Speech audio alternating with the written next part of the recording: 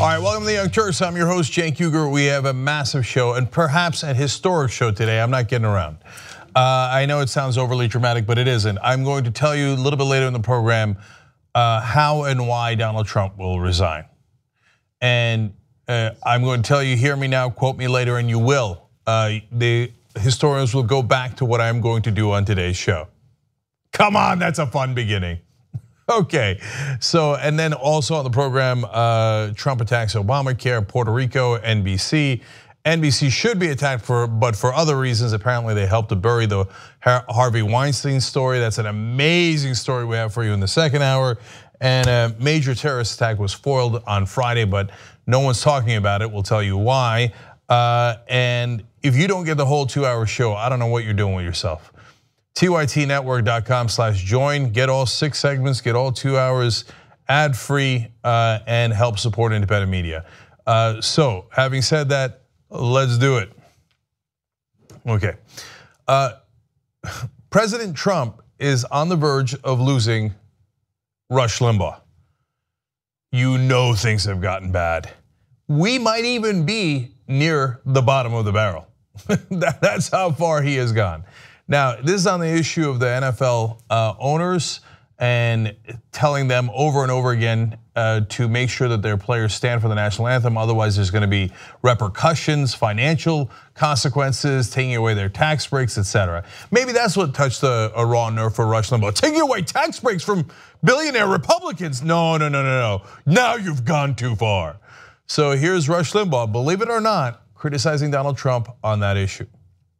I am very uncomfortable with the President of the United States being able to dictate the behavior and power, or the behavior of anybody.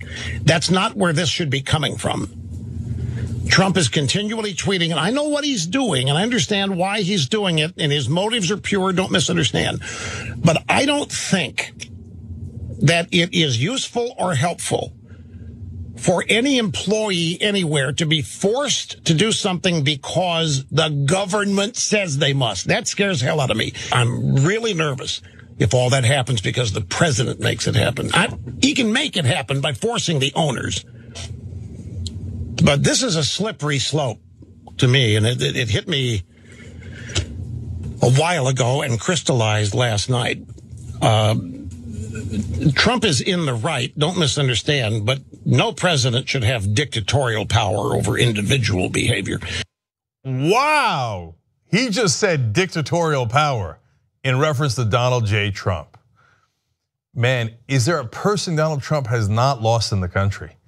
So let's break this down. Now, don't get Rush Limbaugh wrong. He's not on the player's side. Protests over police brutality? Of course not. We'll get to a clip on that in a second. Should the owners be able to crush their players? Of course, right? But when the government tells you what you have to do, well, then we've got trouble. And he says that it scares the hell out of him. He's actually right about that. Now, again, I think probably he's concerned now, not because it has reached the average American, but it now affects billionaires. And so he's saying that that's a step too far. Now remember, in our form of legalized bribery and corruption in this country, the billionaires own the government, not vice versa. The billionaires tell the legislators what to do, not vice versa. Now, having said that, of course he's right about the Constitution. I don't want the president preventing speech from anybody. And in this context, of course it's scary and potentially dictatorial when he says, if you don't do as I tell you to do, I'm going to take away your rights. That is, of course, un-American. And it's so un-American, it's even made Rush Limbaugh, quote, very uncomfortable. But he wants to double down and say, look, don't get me wrong. His intentions are pure and he's a wonderful guy and he's right about the issues. And I hate the players and their protests, don't get me wrong. I'm still a dick. So here's that part. This should come from the league, as it looks like Goodell wants it to. The owners should be demanding this, not the president. The commissioner should be demanding this, not the president. We don't want the president being able to demand anybody that he's unhappy with behave in a way he requires. This is a workplace issue. It's the owners and the league that let this get out of hand because they didn't know how to deal with it or were afraid to. And if this is going to be made to work, the players are going to have to be told who the boss is, and they're going to have to be given specific workplace rules and regulations that they know has nothing to do with the Constitution, the First Amendment, freedom of speech. If you want to work for the Tampa Bay Buccaneers, you are going to stand for the anthem. If you want to work for the Dallas Cowboys, you're going to stand for the anthem. So don't get Rush wrong.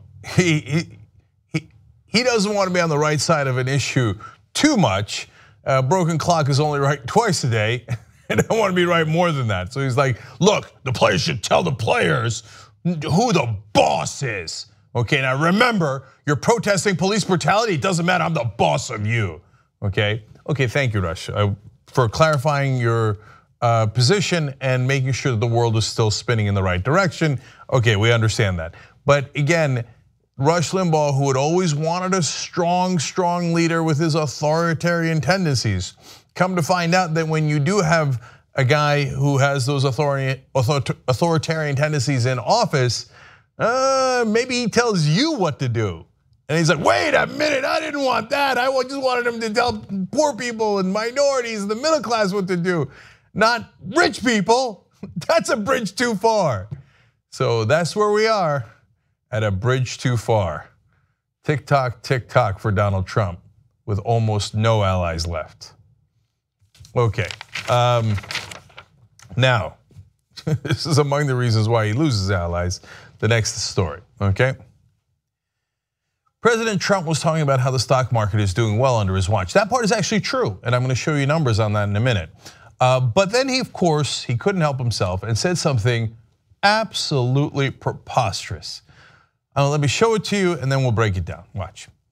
I'm so proud of the $5.2 trillion of increase in the stock market. Now, if you look at the stock market, that's one element, but then we have many other elements. The country, we took it over, it owed 20 trillion. As you know, the last 8 years, they borrowed more than it did in the whole history of our country. So they borrowed more than $10 trillion, right? And yet we picked up 5.2 trillion just in the stock market, possibly picked up the whole thing in terms of the first 9 months in terms of value. So you could say in one sense we're really increasing values, and maybe in a sense we're reducing debt, but we're very honored by it. No, wait a minute. The stock market has nothing to do with the federal government's budget. What do you mean in a sense you're reducing debt? That's not remotely true. So let's, even CNBC reporting on this was like, CNBC, which loves to support basically the pro-corporate position, wrote, while it's true that the US stock market indexes have risen markedly during Trump's time in office, the current gains are part of a bull market that began in the spring of 2009 when the country began to recover from the Great Recession and the collapse of the housing market. So first let's tackle that issue and then we'll get to what in the world he's talking about when it comes to the deficit and the debt. So I'm gonna show you a graph now of how the stock market has done since 2009. And you will see that where that line is, the dotted line near the end, that's when Trump takes office. So you can see that since he has taken office, it's true, the market has gone up. If you ignore the rest of the chart, which shows a super obvious trend where the market went skyrocketing under President Obama. Let me give you the exact numbers on that. From election day in 2016 to August, the S&P 500 has gained nearly 14%. Nice job. Now, I don't know that I agree with either Democrats or Republicans that the president is responsible for that. Certainly not solely responsible. There are a lot of factors at play. But I think that there is something to be said, especially over 8 years. How did the president do in shepherding the economy and accordingly how the market go? And by the way, the stock market is not the only indication. Wages are way too depressed, so I don't want to give Obama too much credit either for how the stock market did. But So Trump gets some credit for the 14% growth. During Obama's 8 years in office, as Forbes explains, the S&P 500 returned 235% growth. So 14%, 235%. Now, that's over 8 years of 235%. The 14% is over 9 months. I'm giving you the full context. But if Trump wants to take credit for how well the market's doing now, he should have given all of the credit in the world to Obama for the 8 years where the stock market absolutely boomed under Obama. Now you could also say, hey, wait, that's not fair because it crashed right before Obama took office. Yeah, it crashed because you had George W. Bush in office, another Republican, who had the stock market go up for a little while and then crater because of his policies.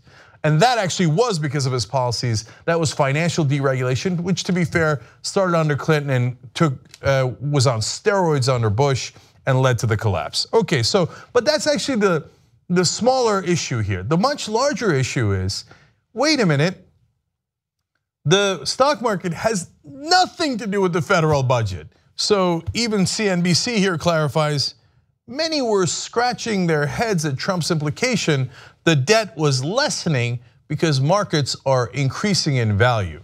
Well, that's right, you would be scratching your head because that makes no sense at all.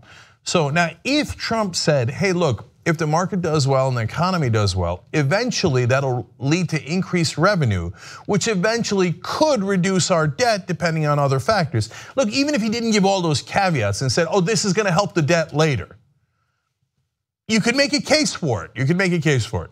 But to say, hey, there's $5.2 trillion that the market went up, so you can say that our deficit is $5.2 trillion lower. No, you cannot say that. Not in any sense. One is the market of companies. I have to explain this because he's like an a third grader.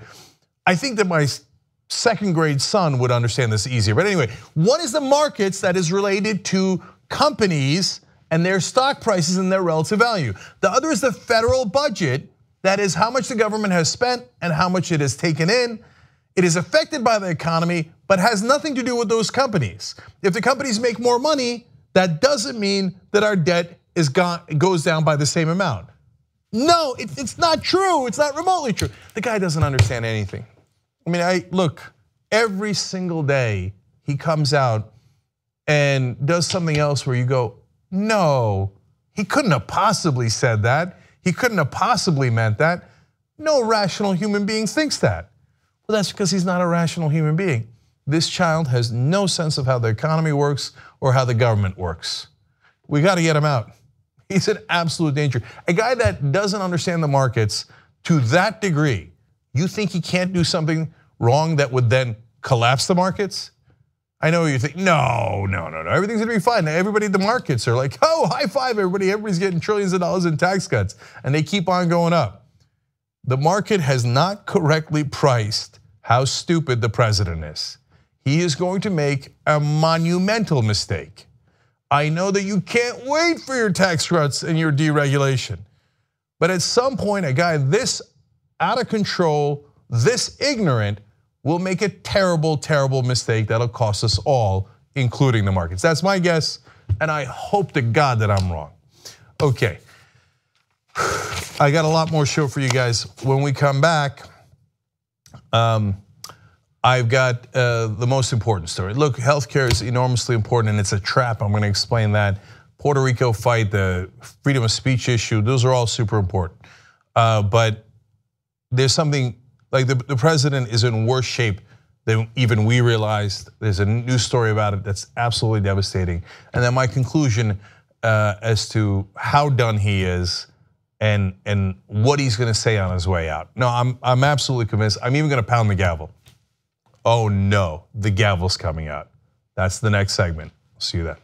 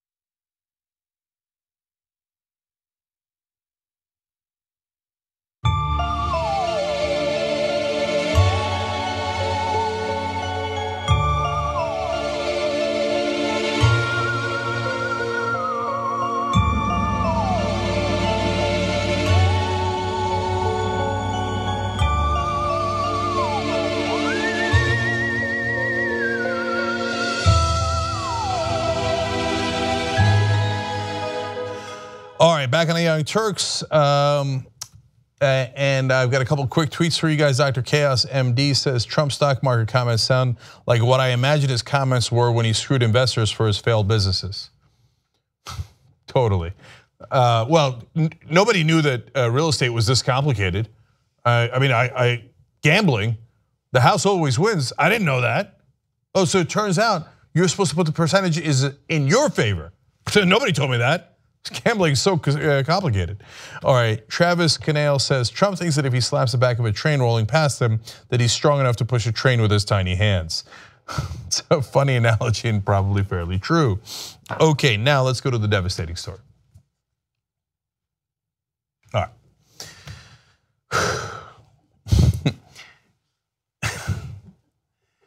Yet another story about Donald Trump and what a sad, sad clown he is. But this one is very, very serious. It comes from Gabriel Sherman at Vanity Fair. I'm going to quote it at length here because he did an amazing job of finding sources inside the White House who are deeply concerned about the mental state of Donald Trump. Now, first, let's remember that back in the day, he had told Reuters, this was just 98 days into office, Trump had said, I loved my previous life. I had so many things going. This is more work than in my previous life. I thought it would be easier. Who thinks the presidency would be easier? Okay, and he's like, oh golly gee, I was having fun before and I was a clown and I was paid to be a clown and people would pay for my name to put on buildings. But now I have to actually manage things. And the last time I did that, I bankrupted 6 different companies. So he's apparently sad, but it is much deeper than that. So Sherman reporting that people inside the White House and close to him say that Trump is, quote, unstable, quote, losing a step, quote, unraveling. These are all people that are close to Donald Trump saying that they are worried about him. They're on his side, but they're worried. So now, when you get into the details, it gets worse. Sherman explains, the conversation among some of the president's longtime confidants, along with the character of some of the leaks emerging from the White House, has shifted. There is a new level of concern. They think maybe the tipping point might have been the Corker revelations, where Corker said that everybody in the White House is on pins and needles, that Donald Trump is going to drive off the road at any minute, and they spend their whole time trying to make sure that he does not do great damage. And he said it's adult daycare over at the White House. Now, the turning point is not Corker saying it. The turning point is people feeling that way inside the White House. The things have gotten even worse, if that's imaginable. And we're going to get into why in a second.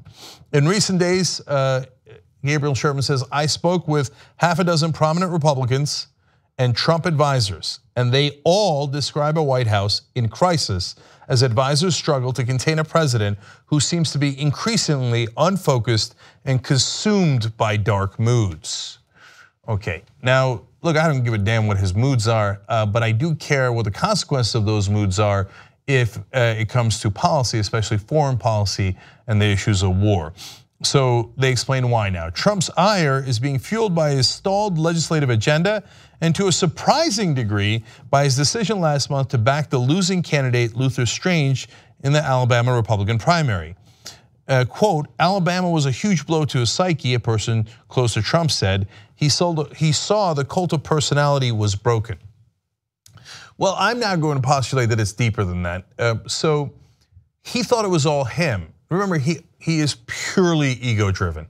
You want to understand anything about Donald Trump, all you have to do is think about how does it affect his ego.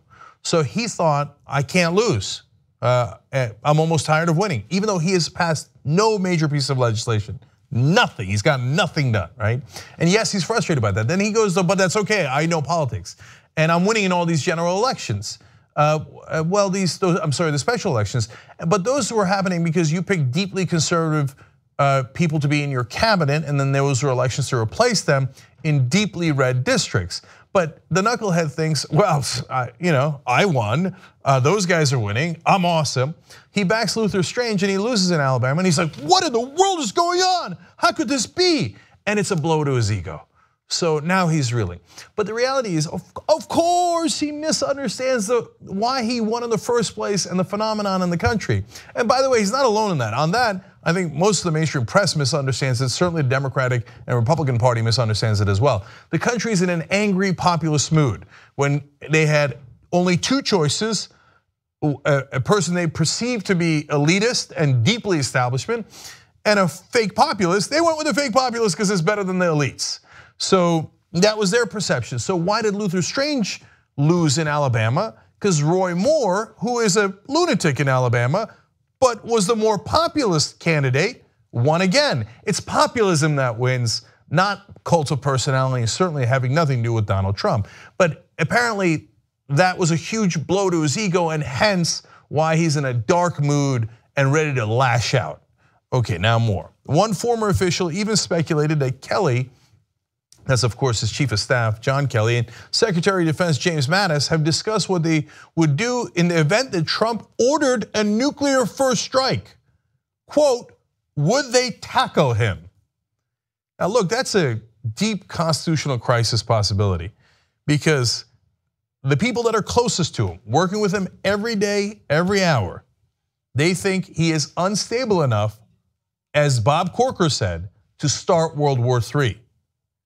So what happens if the president gives an order to launch a nuclear strike that makes no sense at all, that would kill millions of people and might cause retaliation that would kill millions of our allies and perhaps our citizens? What does the Secretary of Defense do? What does the Chief of Staff do? Do they follow the order, or do they have to step in and go, 25th Amendment, the guy's insane, we got to get the cabinet together and remove him from office? That is a real possibility, and they talk about it at the end. So let me get to that in a second.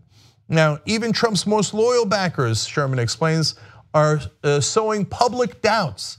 This morning, the Washington Post quoted longtime Trump friend Tom Barrack saying he has been, quote, shocked and stunned by Trump's behavior.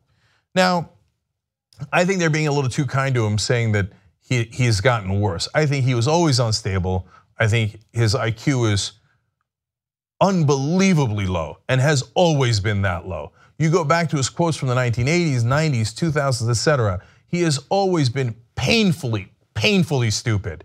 How do you think he took daddy's $200 million and bankrupted himself 6 different times? But I don't want to get into all the history, but I don't care as long as they get him out. If they have to pretend that something went wrong recently, great, wonderful. Get him out because they are right. The people closest to him are right. Those Republicans are right. He is a danger to the world and certainly to us. And Trump also senses that he's in a bad place, and apparently told his former chief of security when he was a private citizen, and then he actually brought the guy over for a while to the White House, quote, I hate everyone in the White House. There are a few exceptions, but I hate them. That's what he told Keith Schiller. Now, White House, of course, denies that he said that. What do you think the guys at the White House are gonna say about a quote that says, I hate all of you? Okay, they of course denied it, but that is in the Vanity Fair piece. And it's because, why? Because he's a child and he thinks, I just want it. I want to destroy Obamacare. I want to destroy everything Obama did. Oh God, we have to have a vote on it. Or why don't we kill Kim Jong-un and get rid of North Korea? Totally and utterly destroy, like I've been saying it on TV. Well, that's hard, and that would have a lot of ramifications, and a lot of people would die, and it would hurt our allies. And as he once said, man, North Korea, I didn't know it was this complicated. Healthcare, I didn't know that was that complicated. His IQ is unbelievably low, dangerously low. Okay, 2 senior Republican officials said Chief of Staff John Kelly is miserable in his job and is remaining out of a sense of duty to keep Trump from making some sort of disastrous decision. Now, if you notice, that's not out of duty to Donald Trump, that's out of duty to the country. He's a general, and he thinks, if I leave, this child could break the planet. I can't go because I can't trust this guy to make any informed decisions, any rational decisions, if he doesn't have a babysitter. That's the state of the country right now. Even before Corker's remarks, Sherman explains, some West Wing advisors were worried that Trump's behavior could cause the cabinet to take extraordinary constitutional measures to remove him from office. What would be those measures? As I told you, the 25th Amendment. And we talked about the 25th Amendment. We had a poll about it. I'll get that back up for you in a little bit. A while back, and I said they shouldn't do the 25th Amendment because that sets a bad precedent that if we disagree with the president, no matter how vehemently we disagree, that is not grounds to remove him. If the president is unintelligent and can't make decent decisions, that is something we disagree with him on, and even if it's proven out, it's not a good reason to take care of it. He has to actually be mentally unstable, unfit for office, and that's a heavy, heavy burden. Well, given the news recently, just a couple of days ago, I switched my vote on that. I think they should do the 25th Amendment. I think he is mentally unfit for office. So now, I'm not alone in thinking that.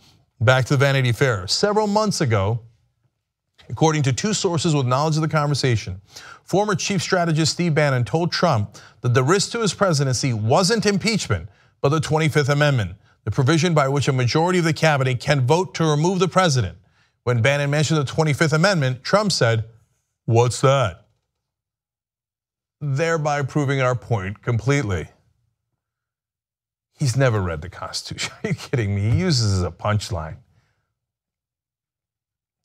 Look, if you're out there and you're a dentist and you don't know all the amendments, I hear you, brother. That's not your job. You're the president. If somebody tells you about the 25th Amendment, at least have enough sense to go, "Oh yeah, I hear you." And then when he leaves, Google it. Right? Don't tell your chief strategist, "What's in the Constitution? What's the 25th Amendment?" That's the one where you're so stupid they remove you from office. Oh no. What? Jesus, I mean, part of it is funny, part of it is deadly serious. Look, we're asking you guys, curious what you think, tytnetwork.com/25th. And it was 70-30 before, 70% saying it should be used, but 30% agreeing with me earlier that it shouldn't be used. I feel that the country's moving on that. Obviously, this is a poll of our viewers, and it's a little different. We're not saying it's a scientific poll. But if you're not worried, you're wrong. You should be worried. His chief of staff is worried. The whole White House is worried. The whole Republican caucus, according to one of their own, Bob Corker. He didn't just say it about himself. He said almost the entire Republican caucus is worried. You have a guy who is mentally unfit for office as a president of the United States, the commander in chief and the most powerful person on earth. If you're not worried, you're not paying attention. They got to get him out. He is a danger to the world. Okay, so now, luckily, I'm going to tell you how they're going to do that. Okay. Now, recently, there's been a number of stories talking about how Donald Trump is mentally unstable. And they come almost exclusively from Republicans who work with him, whether they're Republicans in the Senate, like Bob Corker, saying that he could start World War III, that they're running an adult daycare center at the White House, and that he could drive off the road at any minute. And it also comes from Republicans inside the White House. Remember, you don't make it in the Trump White House unless you're deeply, deeply right wing. And so these conservatives are also scratching their heads going, I don't think the president knows what he's doing. And the reason Rex Tillerson apparently called him a moron or an effing moron is because he asked, hey, why don't we just have 10 times as many nukes? And not just as a throwaway question, he ordered it. And obviously they ignored his order because they're like, we can't, that would cost at a minimum tens of trillions of dollars. And with the one facility we have in New Mexico that makes nukes, it would take 350 years to do what he asked. But he didn't ask a question of how long would it take, how much would it cost, because he's not mentally fit for office. He never has been. But I think I know how they're going to get him out, how he's going to leave, and what the excuse they're going to use is. Now, I'm not the first guy to say it. The first guy to say it is one of his closest confidants of all time, and that's Roger Stone. Now, in mid-May, he was the first to suggest this. Listen to what he said. They are going to claim that Donald Trump has Alzheimer's, and that it is progressive, and that is progressing, and that is the source of his insanity. But this is the game plan. Watch carefully. You're going to see the word Alzheimer's more and more in the next several days. Now, he's the one who planted that idea in the first place, and I remarked at the time that that was quite remarkable. Why would his confidant say that? Well, one of the reasons is that it could be used as a defense if he were caught having done something criminal, seriously criminal, with perhaps a foreign country. So that is why one of his advisors and friends and allies might say that. Now, I think that there are several different factors here. One is the Republicans who could remove him either using the 25th Amendment or impeachment, and that depends. If they think that he's unstable enough, and now the Vanity Fair story out saying John Kelly, Defense Secretary Jim Mattis, and others within the White House and within the cabinet are thinking, do we, in one quote, do we tackle him if he orders a nuclear strike? So 25th Amendment says you're mentally unfit. Now the other avenue is if Robert Mueller finds out that he in fact did commit a crime in coordination, his campaign's coordination with the Russians, well that could lead to impeachment. But my guess is, and I have said this throughout, that it is not going to go in that direction. His ego is far too fragile for him to get impeached. He would never risk it, he would run for the hills. Now, a resignation is also deeply embarrassing, and hence the Alzheimer's theory. So first, let me be absolutely clear. I have told you about different parts of this throughout. Now, I think it's over, and I'm gonna pound the gavel. Trump will definitely not finish his first term. He is too unstable for the entire country and the Republicans and people inside the White House to let him keep going. He is a danger to the country, he's a danger to the Republic. So how will they get him out? Those two avenues that I just told you are too embarrassing, impeachment and the 25th Amendment. What's perfect is if they say Alzheimer's. Why? By the way, whether he has it or he doesn't have it, it doesn't really matter. 3 reasons why. 1, it allows for a graceful exit that evokes sympathy. People go, oh, poor Donald Trump. Oh, he was great, he had it, he was gonna be a great leader, and then it's just a bad turn of events, a bad health. What can you do? And he had great health before, he did. Now Alzheimer's, it happens to everybody. And then there'll be endless stories in the press of other people who had Alzheimer's, and there'll be tear-jerking stories about, oh my God, is he gonna be all right, etc. And the valor that he had in stepping down for the good of the country, because he can't be embarrassed. Number 2, it's an excuse not to prosecute. Now, why won't they want to prosecute? The same reason they didn't want to prosecute Nixon, the same reason we didn't even talk about the Bush-Cheney violations of the law when it comes to torture or warrantless wiretapping. It's embarrassing for the country, you want to cover it up. So the people in power, especially the Republican Party, are not going to want to prosecute if Mueller finds something. So the deal is, look, he'll step down, but don't embarrass the whole country, and especially the Republican Party, by prosecuting a sitting president. But how is he going to step down? Alzheimer's. Okay, number 3, it's a tidy explanation for his erratic behavior. The reality is he's been erratic for his entire life. He's been an absolute fool his entire life. He's bankrupted 6 companies. He couldn't find a way to make money in casinos. You go through all of his different comments throughout all the years, he's never had a full understanding of any of the issues.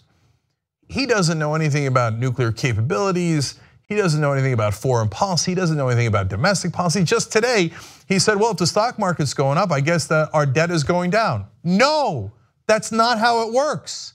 But he doesn't know how anything works. He thinks that nobody knew that healthcare was complicated. He had never put any thought into the critical issue of North Korea until he was president, and then the Chinese leader had to explain it to him, and then he took it at face value. He has no capacity and has never had any capacity to be president of the United States. But now, it's not just Democrats or independents or progressives or moderates that recognize that. It's Republicans who recognize that. They got to get him out because he is a danger. They will say that it was Alzheimer's, and then everyone in power will universally agree, poor Donald Trump, so that we can get him out of office and get someone stable in. That is what's going to happen, mark my words, and I'll see you later when it happens and you're watching this. Okay. Is anybody ever clearer on the record? I mean, when I make a prediction, I'm not playing. So let's see. And by the way, pounding the gavel, this is all like internal TYT stuff, but it's in my mind at least, it's a serious thing. You don't pound the gavel unless you're sure. JR, you know, I'm going to annoy you and everybody else by looking back to see if I ever pounded the gavel on the election, because I don't think I did. Yeah, who would win, right? So I said that Trump would win the Republican primary, but I didn't pound the gavel. I don't think I did, right? You have to actually press the button in this? You have to actually press the button, okay? Because in my mind, that's a serious thing, okay? And I don't think I did it when I was leaning that Trump was gonna win the White House, and then when I was leaning that Hillary Clinton was gonna win the White House. I was never sure enough, I think, to pound the gavel. So you'll have to go back and see. But the gavel has been pounded, so it's over, guys. So I guess good news. The only question is whether they do it before an epic disaster or after an epic disaster. Okay, let's move forward. Okay. Donald Trump is on the warpath again, of course. Okay, so this time it's against NBC News because they're the ones that had the correct story about why Rex Tillerson had called him a moron. He wanted to increase the size of our nuclear arsenal tenfold, which is of course impossible. He has no comprehension of how that works. So when NBC reported that, he was embarrassed. So he went out on the attack a couple of days ago. And of course on Twitter, he said, with all the fake news coming out of NBC and the networks, at what point is it appropriate to challenge their license? Bad for country. Okay, so at no point is the correct answer. So if you don't like what someone's reporting, you as the representative of the government, being the president, cannot take away their license and interfere with the freedom of the press or freedom of speech. That would be as un-American as anything that you could possibly do.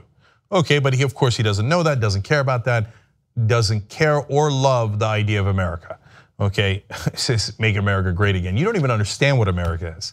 So he continued, of course, because he's Donald Trump on his warpath. He said, it's frankly disgusting the way the press is able to write whatever they want to write, and people should look into it. What did I tell you? He doesn't get the idea of America at all. He's never read the Constitution, doesn't know what's in the First Amendment. You're telling me the press can write whatever they want? Yeah, pretty much. I mean, you can't do libel and stuff, but especially about a public official. If I got into Supreme Court precedent on what you can and can't say about a public official, imagine Donald Trump's head spinning. Supreme Court, what? President, I'm the president. No. Court precedent, you're the president. Are you telling me the court can tell me what to do or not do? Yeah, actually in our system of government. Guys, oh God, Jesus. All right, so now what's he gonna do? Of course, as always, double down. He tweeted again, network news has become so partisan, distorted, and fake that licenses must be challenged and if appropriate, revoked. Not fair to public. No, you think not fair to you. It's not fair to you to report what you actually said. So this guy is a danger to our Constitution as well as the whole country and the world. All right, so then they asked Paul Ryan about it because come on, man, really? You're gonna say we should take away the First Amendment? And if you don't like something as a government official, you should be able to shut down a press organization? So they asked him and here's his non-answer. Yeah. The president said yesterday it's disgusting the press is able to write whatever it wants to write. And it suggested that network licenses should be revoked possibly. Are you from NBC? Yeah, I'm just messing with you. I'm just totally messing with you. I know Casey is.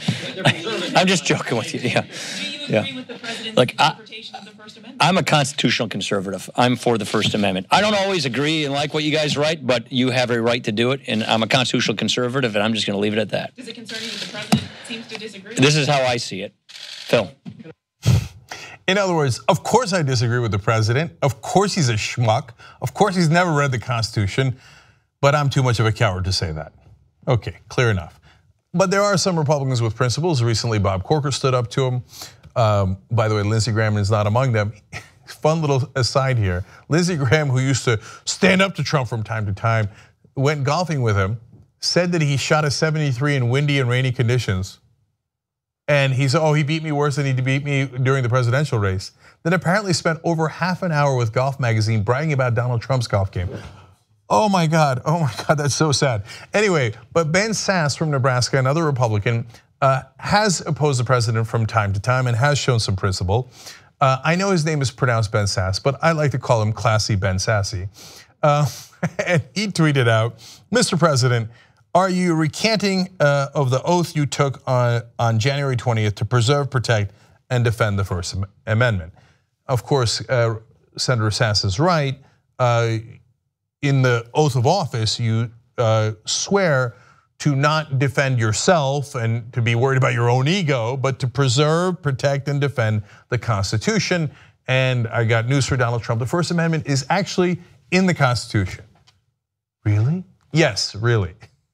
So the guy's out of control, completely and utterly out of control. Luckily, there are some people around him to restrain him. But if our system didn't work as well as it's kind of working now, and if the Republicans continue to go along, and most of them have not broken ranks with him. So it's just, I give you only the one or two guys who do break ranks. But remember, the great majority of them, 90% of them are like, yes, sir, absolutely, sir. You'd like to destroy the press? Sure, sir. They're certainly not speaking out and condemning him, other than the guys that I listed there. So let's hope that our system is stronger than Donald Trump and can withstand the damage that he's trying to cause. And no, Mr. President, you cannot shut down a press organization because they write things that you don't like. That's not how America works. I told you on election night, brace for impact. This is impact. Okay, now we go to Puerto Rico.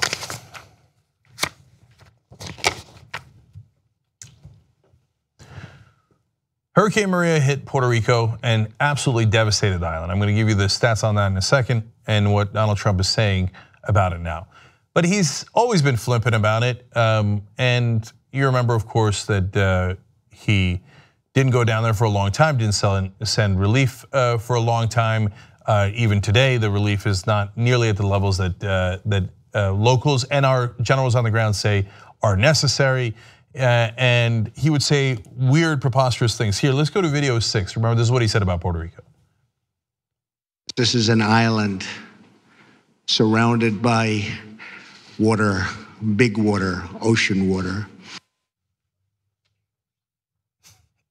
Okay, all right, and remember he got in trouble for flippantly throwing paper towels like he was shooting baskets at the victims of the hurricane. But he defended that by saying this. They had these beautiful soft towels, very good towels. They were paper towels, incredibly ordinary paper towels in plastic wrapping. How would he? But everything has to be dramatic. They were beautiful, soft towels, beautiful. The guy's a super weirdo, man. All right, anyway, now back to the devastation in Puerto Rico and his reaction. He said, nearly 3 weeks after the hurricane hit, not him, CNN is reporting this. 3 weeks after the hurricane hit, 83% of Puerto Rico is without power, according to Puerto Rican government. And much of the 3.4 million person island is without clean water, and the death toll has jumped to 45, with at least 113 people unaccounted for. So that is devastating. 83% without power. Now they're saying it might take up to a year to regain power in Puerto Rico completely. So now that's a long-term project. So what is Donald Trump's response to that? He says, let's put up a tweet here. Accountability, say the governor, electric and all infrastructure was disaster before hurricanes. Congress to decide how much to spend. Next one. Okay. We cannot keep FEMA, the military, and the first responders who have been amazing under the most difficult circumstances in Puerto Rico forever. Wait, you're gonna pull him out? Oh my God, he's gonna pull him out. So it's been less than 3 weeks and he's saying, look guys, I mean, what do you want me to do? Keep helping you? You remember he said before, why don't you just help yourselves? Oh my God, okay. So let's be fair now. he talks about budgets and Obama had too much deficits. Maybe this is how he treats everyone, even if you're in a state that voted for him or a state that's mainly white. Maybe he says, hey, you know what, Texas, Florida, let's wrap it up, okay? You've had your 3 weeks, you've had more than 3 weeks, let's get out of there. So we went back and found out what he actually did say. He said this about Texas. Texas, we are with you today, we are with you tomorrow, and we will be with you every single day after to restore, recover, and rebuild. Now, all of a sudden, though, with Puerto Rico, rebuild? I don't think we have the, when he was down there, he said, you're throwing our budget out of whack. I got to do a little bit of rescue, but rebuild? I'm already stayed there almost 3 weeks. What do you want from me? I was a week late, so maybe 2 weeks, but still. But Texas, you voted for me, you're a red state and you're mainly white. Texas, we will always be with you every single day. How about Florida? Florida, just like Texas, these are his tweets. We are with you today, we are with you tomorrow. We will be with you every single day after to restore, recover, and rebuild. But you lazy Puerto Ricans down there, you're on your own. So look, there's a couple of different reasons for this. One is, I don't think he still understands that Puerto Ricans are part of, or Americans and are part of America. When you get into the fact that they're not a state, but they're Americans, he didn't know Puerto Rico was that complicated. So that's one. Two is states that voted for him and didn't. Three is a mayor of San Juan dared to insult him a little bit. And by the way, in the beginning, she wasn't insulting him. All she was saying is, please send help, we're dying, please send help. And he's like, oh, that does not look good for me, hence I will punish you. But I think the most important one is honestly racism. And you can disagree with that, and that's okay. And if you think it's one of the first two, that's fine. But you see what the results are, so it's not as important as the actual results. But I don't think Donald Trump recognizes that he's a racist. Of course not. He thinks, as when they asked him about it, he said, "What? I'm from New York. I know a lot of Puerto Ricans." Okay, so but in his mind, they don't deserve the help. The good people of Texas and Florida, they deserve the help. They're good, honest people, and my God, what could they do? A hurricane hit them. Puerto Rico, they were a mess already. He said that too. He said, oh, well, they already had debt, they already had problems.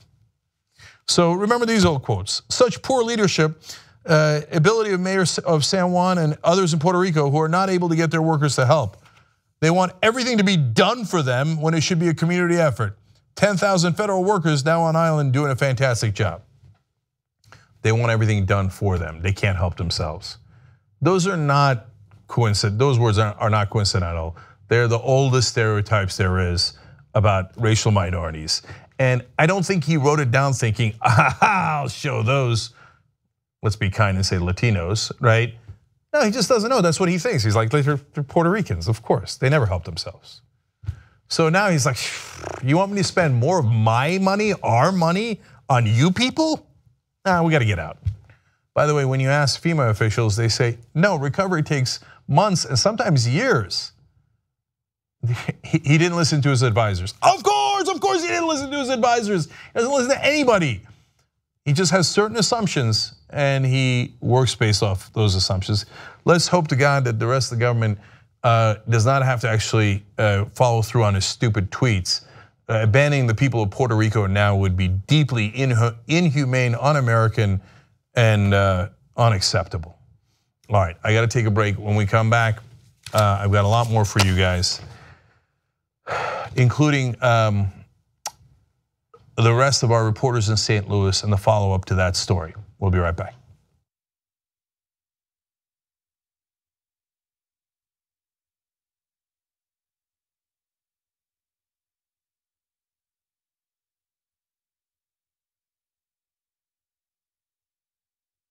Hey Dave, as you can probably see, Skype froze. Frozen crash. You know, I'm watching that documentary on the Vietnam War, and there was a TV journalist in the middle of some tiny little village in Vietnam doing live TV as the soldiers were burning the Vietnamese huts, and it didn't crash. And that was 1965, and he was in Vietnam.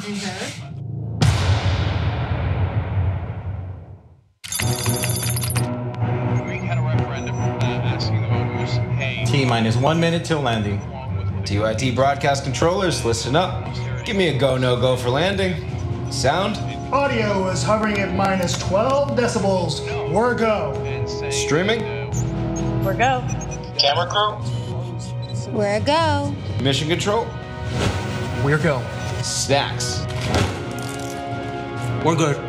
Iguana? Sir, we are go for landing. Okay, everybody. I want this to go off without a hitch. Sir, I've been looking over this joke for the past hour, and with the Bannon firing now weeks old and waning interest. English, Johnson, English. What are you trying to tell me? This joke isn't going to land, sir.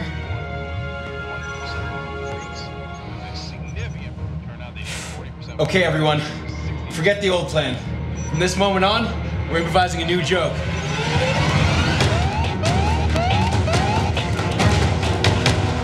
So this is where the show started, and this is where it was supposed to end. Now the joke was supposed to land here, but that's not gonna happen, obviously. So we need to come up with a new joke. Maybe here? The hits are dropping, streams are failing, retweets are stopping. 40 seconds. All right, team. We gotta find a way to make this fit into a joke about this that will appeal to them. 30 seconds. The Trump joke's our safest option. Trying to land a Trump joke after this week's events is a suicide mission. We are officially out of time. We need to act now. Sir, I think our best course of action is to let Jink try to land a dad joke. That's the deal? That's the deal. All right, everyone, to their stations. Led by Germany, Italy, and some of the creditor nations like Netherlands and Finland. Cameras, position, social media team. Brace run follows. 10 seconds. As for the rest of us, all any of us can do now is wait and hope. This is gonna be the worst disaster TYT has ever experienced. With all due respect, sir, I think this will be the finest hour 2 yet. Giving mood. Angela Merkel's government seems to have signaled pronounced. Come on, Jink. Everyone, it's been a pleasure streaming with you. Greek Prime Minister immediately picked up the phone to Putin and said, "You Putin any money in?" Okay, anyway. TYT crew, the joke has landed.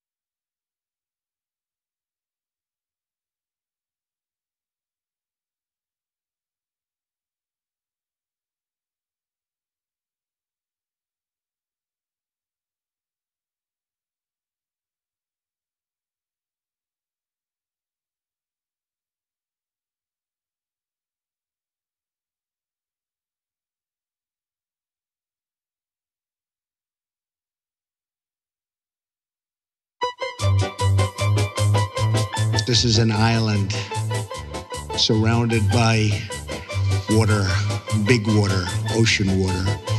They had these beautiful soft towels, very good towels. Big water, ocean water. All right. Okay, back on the Young Turks. Lord God's son Skeeto writes in, I have no faith in Congress to enact the 25th Amendment. No faith. Well, it of course depends on the situation and when, which leads us to the next tweet. Gordon Dimmack writes in, forget about getting rid of Trump yet, Cenk. GOP wants their tax cuts, maybe after, but not until. So great point, Gordon, which relates to what the previous tweet had said. Look, yes, they're gonna roll the dice and they're gonna try to get tax cuts of historic, epic proportions for the rich. Several $1 trillion worth of tax cuts. But they're gonna try to land that ship before Donald Trump finds a way to sink the ship. the entire ship. That is a very, very dangerous game to play. And that's the game they're gonna play, that's right. So Michael Ritchie writes in that Roger Stone clip was almost troubling in how old it is. They all knew Trump was incompetent long, long ago, that's right. Your mama writes in, always funny. Apparently Trump thinks Puerto Rico just needs some bootstraps, but Texas and Florida need a hand up. Why am I not surprised? And then I want to do one YouTube super chat. Eclectic Miscellanea says, so wait, Trump's IQ is painfully low. He's a moron and he's a danger to the world. But I thought he was like a smart person. Do we have that? I don't think I'll be able to get it. All right, yeah, now you're gonna make me try. You know, I'm like a smart person. Okay, you ask, we deliver, okay? One more story for you guys in this hour. There's been ongoing protests in St. Louis for quite some time now. It is about yet another police officer who got away with killing a black man. And on tape, he seemed to be putting a gun on the body of the person afterwards. His DNA was on the gun. The victim's DNA was not on the gun. He said earlier that he was gonna go kill him, and he did. But once again, not guilty. So very understandably, the community's outraged and they've been doing protests led by Cori Bush and others. We covered one of those protests at TYT. Jordan Charton was there, he's a reporter, and Ty Bayless, our cameraman and editor, were on the scene. And they got arrested, which is outrageous and unacceptable and an attack on freedom of the press. Let's show you a quick clip of when that happened live. They are threatening to arrest the press here. They're about to try to arrest me right now. And they're about to pepper spray people. So you're under arrest. Why am I under arrest? Why is he under arrest? For what? Hey, do not resist. Excuse me, why is he under arrest? Officer, why is he under arrest? Do not get away from me. Do not space me again. He's about to pepper spray me. So they're arresting, it seems, journalists who covered a peaceful demonstration. I thought there was a freedom of the press in the First Amendment, but I guess not in St. Louis. Sir, you're under arrest. Can you put this hand on your back, please? What you need to do. What the police did there was they penned the protesters and the press and the legal observers into an area. There was a wall behind them, and they did 3 lines surrounding them and did not give them a chance to leave. They arrested the reporters first. Actually, to be more accurate, they arrested the cameramen first, then the reporters, then the legal observers, and then finally the protesters. Gee, I wonder why they did it in that order. So then Jordan Charton, the reporter who was arrested, and obviously wrongfully so, and we'll be looking to find a way to make sure that is adjudicated to be wrong, asked the mayor of St. Louis, her office, it's Lydia Krewson, who's the mayor of St. Louis, and they put out a statement that sounds nice. They said, every journalist has a constitutionally protected right to cover these demonstrations. Any allegation that those rights were not recognized or protected is troubling, which is why I have asked the US Attorney's Office to conduct an independent investigation into these claims. Now, if you're looking to get rid of a problem, that's a good statement, all right? But Jordan then pointed out, but wait, you're the mayor. You actually have the authority to order the cops not to do it again. You can say, hey, if there's another protest, under no circumstances are you allowed to arrest reporters or legal observers.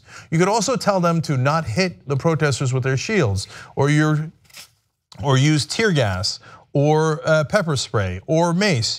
You could order them to do all of these things. But so he asked her about that, and then they put out another statement, not saying that they would do that, instead saying this: freedom of the press is a foundational right in our country. Mayor Krewson has nothing but deep respect for the work journalists do to shed light on the most pressing issues of the day.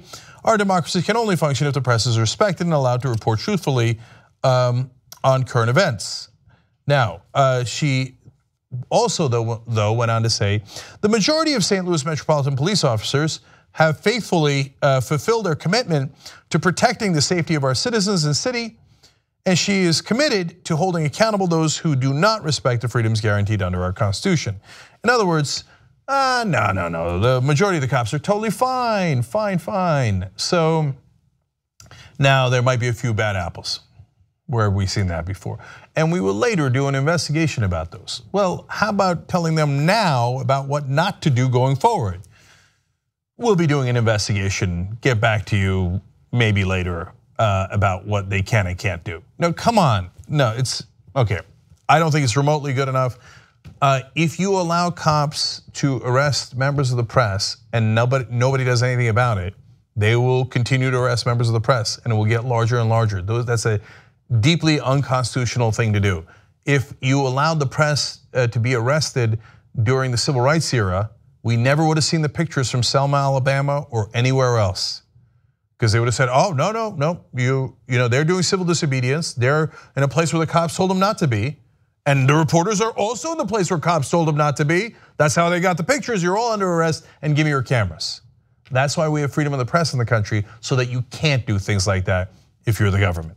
Now, I'm gonna go to another publication here, the St. Louis American, who actually did a great job of covering this story and explaining why the mayor might be going in the direction that she did. First, they remind you that when the protests first began, in her first statement, quote, the day after an occupying police force trapped and tear gassed a crowd in our own neighborhood, Crewson said, law enforcement, each of you has my full support. The protests begin, the cops overstep. She goes, no, they were in my neighborhood. You have my full support, each of you. Now, there might be investigations later. Okay, so now let's go into why that might be the case. The writer here explains, Napoleon Robertson and Caitlin Lee for the St. Louis American. On Tuesday, September 19th, Mayor Lydia Crewson postponed her 3 remaining town halls across the city. This followed 4 days of protests met with aggressive police force after the acquittal of former St. Louis Metropolitan Police Officer Jason Stockley. She wrote, town halls are happening in the streets and in my inbox and on social media right now. We're listening. Despite her assurances otherwise, many residents interpreted this as their mayor dodging venues meant to hold her accountable to their serious concerns and pain. Town halls are happening in my inbox is not a real thing. That means I don't want to do a town hall. You already sent me angry emails, which I already deleted. Okay, to be fair, I don't know what she does with them. I don't know if she deletes them or not. But clearly, she didn't want anything to do with those town halls to listen to her citizens. Yes, they would be angry, we know that. But you're their mayor. You're supposed to hear their anger, and you're supposed to understand and appreciate why they're angry and maybe even address it. And not later, but now. Okay, so they go on to explain. So in this pivotal moment, if Mayor Crewson won't listen to her constituents in town halls, who is she listening to? Perhaps it's her donors. After all, the protests financially impact many of them. Ooh, that's very interesting. Let's find out more about that. For example, both St. Louis Union Station and its parent company, Lodging Hospitality Management, which operates hotels and restaurants, made significant donations to Crewson during her campaign. LHM's leadership team spoke to the Post-Dispatch about significant lost revenue from downtown concerts canceled in response to the protests around the verdict. Oh, folks are losing money. Donors are losing money. It's one thing if you want to protest and it doesn't cost any money, but you're costing my donors money by those canceled concerts. Now we got a real issue. Okay, not one serious enough to do a town hall though. Crewson's mayoral campaign had a larger and more affluent donor base than the other mayoral candidates, including her top competitor, Jones, who came in a close second. Crewson's donors include a vast network of local developers, construction unions, and real estate professionals, in addition to the legal and law enforcement communities, PR firms, and finance and business executives. Now, this is not the first time you're going to hear this from me, but think about how insane our system is. That private interests finance our elections. Who do you think they're going to serve? Of course they're going to serve private interests that give them the private financing. It's insane. We have to publicly finance all elections so there's at least a chance that they serve the public interest. 93% of Americans believe that politicians serve their donors over their voters. Why? Because it's obvious, it's obvious. Those donors gave her the money to win. In Congress, this is a local issue, but in Congress, 95% of the time, the person with more money wins. Why do you think the politicians go suck up to the donors? So when the donors complain, wait a minute, I'm losing revenue here, and I got the cop union, and I got the other unions, and I got the PR firms, and I got the finance executives and the business executives, but mainly the real estate guys, who do you think Cruzen's gonna work for? Many of these donors, they explain in the St. Louis American, many of these donors benefited from Cruzen's 20 years in City Hall, during which she focused investment and public resources in the city's central corridor, where many of the verdict protests are taking place. Consequently, her donors' investments hinge on a quiet return to business as usual. There you have it. So in St. Louis, this is very relevant. It appears to be relevant to the mayor, but it's also relevant throughout the country. The reason why a lot of the mainstream press want everything to go back to business as usual and call anything else radical, the reason why the Republican Party and the Democratic Party, and by the way, she's a Democrat, want everything to remain in the status quo is people profit from the status quo. The rich and powerful love this system because this is the system that made them rich and powerful. They don't want change. They don't want issues to be addressed. They might want issues addressed around the corners and the edges, maybe enough so you have change on the outside but continuity on the inside. But mainly, they just want the machine going just like it always has. So when you do those protests, you're an annoyance to them. God bless your hearts. We're Americans. We're supposed to protest our government. We're supposed to demand that our government represents us. It's called a democracy. We were among the first to do it across the world. We champion it across the world. We should think about practicing it here at home, including in St. Louis. Yes, the police should be told immediately that they are not to arrest reporters at protests. They should also consider maybe putting some thought into why there's so many protests in the first place and address that as well immediately. Young Turks.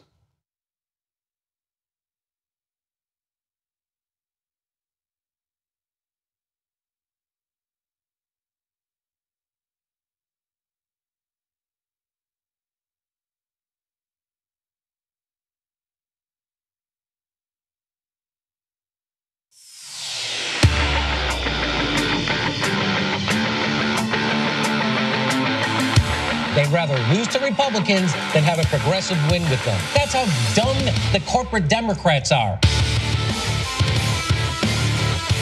It's the Democrats who lull you to sleep, and at the end of the day, they're the ones who push the right-wing agenda. Most of the people are either unemployed, underemployed, or fucked. This is why you lost to Trump, you fucking moron. What the fuck is wrong with you?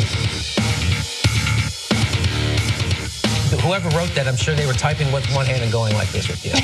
The Democrats are dead. The way you feel right now, that's how a chump feels.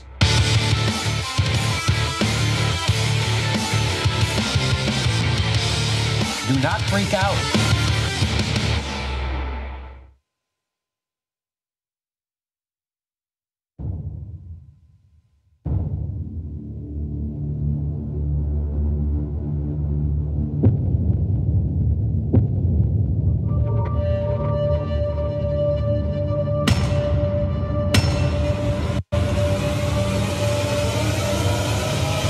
Been easy for me. I started off in Brooklyn. My father gave me a small loan of $1 million. All my life, I was told no. You said I had small hands. They're not smaller. I never heard that one before. TYT is unique in a lot of ways. I'm gonna ask some uncomfortable questions. I feel like I missed out. So what is going on? If I don't eat, my head's gonna explode. As I take my shirt off, just goes, is that your body? Now we move to inappropriate story number 2. I just never felt guilty about masturbation. It's amazing. I could take partial credit for opening up your sexuality. I was the kid in the pool with the shirt off. Let's just call it what it is. I was that kid. Well, you deal with the bitch side of it, right? But you're my boss, so that's what happens. I think we're more likely to win. They do see it from a frame of the rich and the powerful, and they don't realize that. The last time that happened, we elected Abraham Lincoln. I don't know. Wouldn't it be wonderful if we unfucked the world? You and I are a disaster. Don't stereotype all cops. Don't stereotype all anything. Blowing up like Dave Kohler on Twitter. Oh, that's pretty good progress. I didn't know you could leave positive comments. It's a very TYT thing. I'll tell you a whole bunch of depressing stuff so that at the end I can give you hope. Winning is, in terms of change and positive change, is not just possible, it's inevitable. Great time to be alive. Let's burn this mother down. Huh? Is that what you're saying? Fuck it, let's go do it. And that's why I keep thanking you guys for being members. Because together, we got their attention. Thanks for tuning in, and as always, stay strong.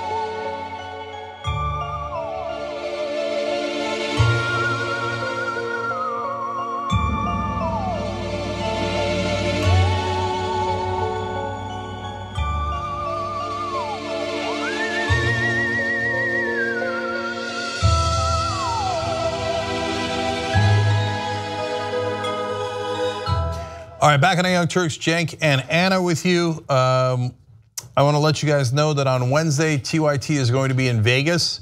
So is the Unity Reform Commission. They are going to be considering incredibly important issues like superdelegates, primaries versus caucuses. If you don't want the system to be rigged next time around, this is the time to do something about it. Go get your voice heard. So if, it's going to be at Bally's in Vegas at 1 o'clock. But mainly go to tytnetwork.com/get updates, and we will text and email you exactly where our reporters are going to be and where you can go meet up with them and make a difference. Okay. All right, Anna, what do you got? All right. There have been more and more stories pouring in regarding the scandal with Harvey Weinstein. What is it? Yeah, Harvey Weinstein. Yeah, sorry, that sounded weird for some reason. You know why? Because of Hurricane Harvey. I've now paused a couple of times. I'm like, right. Is it Harvey? Yes, like, it's definitely Harvey Weinstein. Okay, all right. Rose McGowan, who has been very vocal against Harvey Weinstein on Twitter, had her account temporarily suspended. And we found out about this after she posted about it on other social media sites like Instagram. Now, she received a message from Twitter telling her that she had violated their terms of service and that she would be locked out for 12 hours once she deleted certain tweets. So she would have to delete the tweets in question that apparently went against Twitter's guidelines and rules, and then 12 hours later, they would reinstate the account. Now, they apparently finally explained why it was that they had suspended her account, so I want to be clear about that. According to an official statement, they said, we have been in touch with Ms. McGowan's team. We want to explain that her account was temporarily locked because one of her tweets included a private phone number, which violates our terms of service. The tweet was removed and her account has been unlocked. So in the meanwhile, people went nuts, and understandably so, because since they didn't get an explanation, they thought, are you kidding me? Are you saying that Rose McGowan's tweets about Harvey Weinstein is hurtful to him? I mean, what about Donald Trump's tweets? What about all the alt-right and neo-Nazi tweets? Now, to be fair to Twitter, they have taken some of those down. Not Trump's, he's the president. I don't think we could take that down. But of course, when Milo and the trolls went after Leslie Jones, they eventually did ban him. And so, but I know why people were mad. We all get it, right? Because what Harvey Weinstein did was terrible, and if Rose McGowan is speaking out against that to shut her voice down would have been atrocious. But I actually think that Twitter's explanation is correct. Yeah, look, I agree with you on that because, look, in the beginning when we didn't know exactly why her account was suspended, I remember being outraged about that as well, especially when you consider the amount of abuse that's on Twitter on a regular basis that goes unchecked, right? And it has been a common criticism toward Twitter. So to see that her account was suspended really made me raise my eyebrows as well, but you can't be, I don't care what your point is. You can't tweet out people's personal information. Just don't do it. Don't do it. But you know what? I think she did it by accident. I think what she was doing was putting out this message, which you could argue was private to begin with, but under the circumstances, I think it might be understandable that she released it. And everybody has the right to do whatever they think is right. And I'm certainly not going to do a value judgment on whether she was right to release private messages. When she was sexually harassed by Weinstein back when she was 23 years old. I wasn't, so I have no opinion on that. I think she accidentally left a phone number on there and didn't realize it. Okay. That's my best guess. And then Twitter goes, hey, that's a phone number, that's doxing, you can't do that. Not that she did it maliciously necessarily, but you need, either way you can't do that. And that's right, and I know other people who have accidentally put out phone numbers or information about somebody and then it was blocked. And then once you take out that information, then it's no longer blocked. Yeah, look, I'm not in her mind, so I don't know what her intent was with that particular tweet. I think that she should be able to speak out and do so as aggressively as she wants on Twitter. She has my full support on that. All I'm saying is people need to be careful when it comes to personal information. Even if it was done accidentally, just understand that you, especially as a person who has a large following, are potentially directing harassment toward others, and you just have to keep that in mind. That's all I'm saying. Yeah. And as we know, people do that very intentionally. Again, I don't know what Rose McGowan, what her intent was, but you just have to be careful. Yeah, and so look, in the beginning, people thought, well, maybe they're going after her because she's also calling out Bob Weinstein, who's Harvey Weinstein's brother and his partner in the Weinstein Company, and Ben Affleck and other powerful people for not doing enough. And she has every right to call out whoever she likes, agree, disagree. I don't know, I wouldn't have any basis to agree or disagree on those particular people. But so on that, we of course agree she has the right to do that. Just, of course, you can't include the phone number. But speaking of Bob Weinstein, let me just end on a weird note. TMZ, we're gonna take it for what it's worth, is reporting that Bob Weinstein, the brother, might have been the one that leaked to the New York Times. There's some serious dramas there. And then Bob Weinstein wrote, this is a direct quote of it, so this is definitely true. My brother Harvey is obviously a very sick man. I urge him to seek immediate professional help because he's in dire need of it. His remorse and apologies to the victims of his abuse are hollow. Whoa. So he might have been doing that to cover his own ass and the company, etc. But that's, appropriately harsh. But if he was the one that leaked it in the first place, Harvey Weinstein's done a lot of power plays in his life, and as we now found out, some of them atrocious, right? Well, if he was a victim of a power play at the end, that seems quite fitting. All right, well, there's another angle to this story that is upsetting, so let's get to that. Recently, Ronan Farrow uncovered more allegations against Harvey Weinstein, and of course it involves sexual harassment, sexual assault, and in some cases even rape. Now, it was a huge story that was recently published in The New Yorker, and now we're finding information based on employees that work on NBC that Ronan Farrow wasn't allowed to report that story or publish that story with NBC. In fact, there were executives that seemed to go out of their way to prevent publicizing that story. Now, let me give you the details on that. Now, Ronan had been told by executives at NBC News that he didn't have enough reporting to go on air with his Weinstein story, and that's according to 4 sources. And he had been told by the network to stop reporting on it. NBC tried to put a stop to the interview with the woman accusing Weinstein of rape. Now, if you guys have read Ronan Farrow's piece in The New Yorker, you'll know that there is a ton of detailed information there. It's like a 10-page piece with so many different details, so many different people that he interviewed and some who even spoke on record. So it's not all anonymous sources. And also his piece was the one that released the audio featuring the Filipina actress Gutierrez and the sting operation that was done on Weinstein through the NYPD. So that was all stuff that for some reason NBC decided did not want to cover. Now, Ronan Farrow wound up paying out of his own pocket for a camera crew to film an interview. Also keep in mind that by April of this year, NBC News had 2 big scoops in its pocket: an on-record interview with McGowan, Rose McGowan, and an explosive audio of Weinstein admitting to sexual assault. But Farrow was told by multiple NBC News executives and producers that the reporting and interviews he had conducted weren't sufficient for a televised story.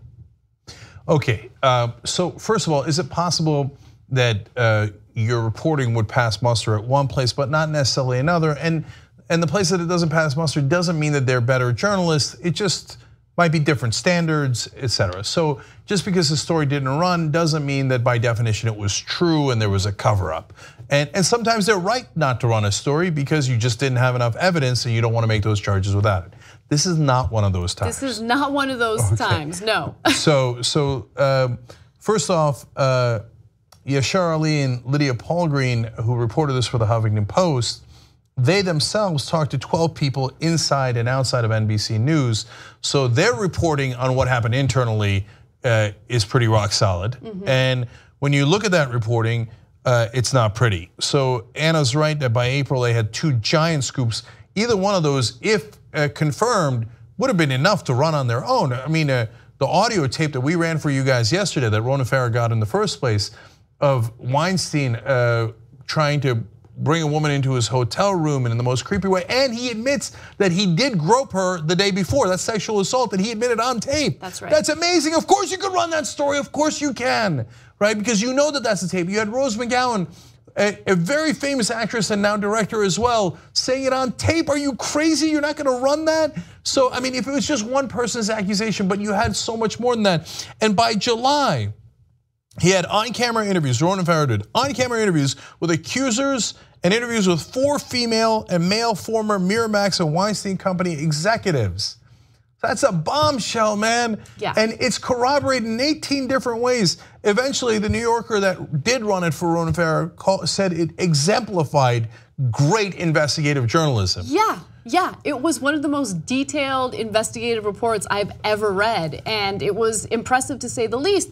Now, what was also interesting was that this particular story required much more scrutiny within NBC News or NBC than any other reporting or any other story needed. So for instance, the story needed to be approved by executives who previously wouldn't have to approve any stories to begin with, including Andy Lack, who is the NBC News chairman, and Steve Burke.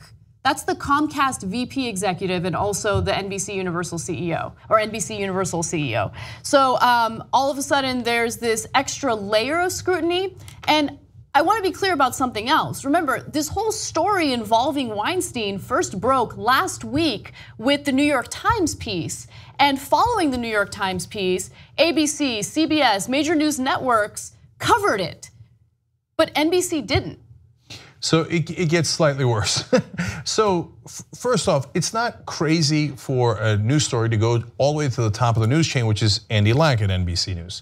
But if it was a story about someone who had no power and you already had half a dozen sources, you had people on tape, you had a tape that came from the NYPD to begin with, and you've got to corroborate it up and down, you wouldn't bother bringing it to Andy Lack. Why would you bring it to the very top of the news chain? You only have to do that if it's someone really, really powerful.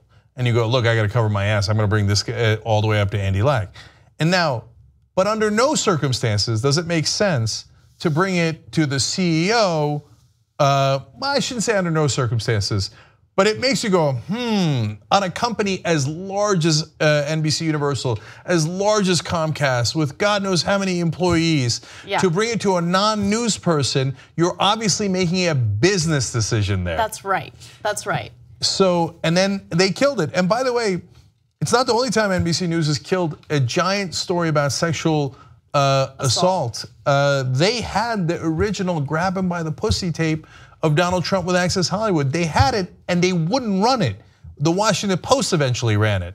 So that's 2 different times, really powerful guys who did sexual harassment that NBC News spiked. Oh, that's devastating. Now, one more thing, NBC News President Noah Oppenheim gave this hilarious quote, which they always say, like, well, I would never, said the notion that we would try to cover for a powerful person is deeply offensive to all of us. Okay, I actually would like to read another one of Oppenheim's quotes that I thought was super interesting. Let's go to graphic 8. According to Huffington Post reporting on this, 2 sources familiar with the production told Huffington Post that Oppenheim made the final decision not to include a Weinstein story in the broadcast, telling staff that Weinstein wasn't a nationally recognizable figure. We're done with that, okay? So that is a preposterous claim. You didn't run it up to the head of news and you didn't run it up to the CEO because he's not a nationally recognized figure. You ran it up to them because he is a nationally recognized figure. We're having a debate about that. The guy commits sexual harassment. It is news 24/7 for the last week. If he wasn't a nationally recognized figure and he was like some random teacher somewhere, you think the story was, I mean, that is a preposterous claim. So when you make that claim, we realize what your intent was. Your intent was, I don't want to upset the powerful, which by the way is NBC 101. Wow, it's just so pathetic and so embarrassing. Yeah, and look, they do this at MSNBC with the Democratic Party. Don't upset people in power. And then when Trump comes into office, what do? They hired half a dozen right-wing hosts immediately. Don't upset people in power. So if NBC does anything at all, it is to not upset people in power. So Oppenheim's quote there is the most ironic, hilarious, and hypocritical quote I've ever seen in news. So just own up to what happened here, and it ain't pretty. All right, we got to take a break. Let's do that. And when we come back, there was a foiled terrorist plot that you probably haven't heard anything about. I wonder why. I'll give you the details.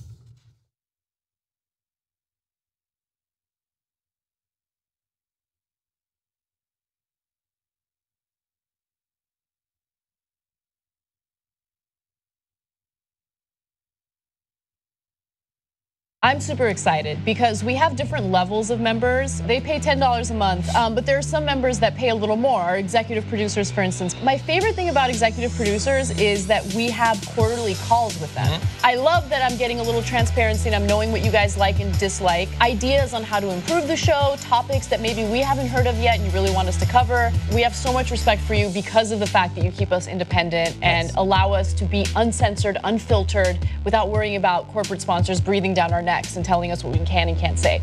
So if you want to be a member, obviously no pressure. You can go ahead and join by going to tytnetwork.com/join. I'm gonna ask some uncomfortable questions. The first topic that I said that we would discuss a little more is masturbation. And then I was swimming in a hazelnut river. Are you sure you're not doing mushrooms? Oh my God, I can achieve an orgasm by myself. Fuck that, I am gonna talk about it because there should be no shame around. I think a lot about death because I love life. That openness led to amazing sex. And I keep saying to everybody, oh, I gotta go call my wife. I figured that was a good excuse and people can't say, hey, don't call your wife. I'm gonna release bliss. It's so weird because at that moment I felt bliss and it smelled like lavender. At the end, you get to go check, nice job. If you're a member of the Young Turks, you too will rock the world.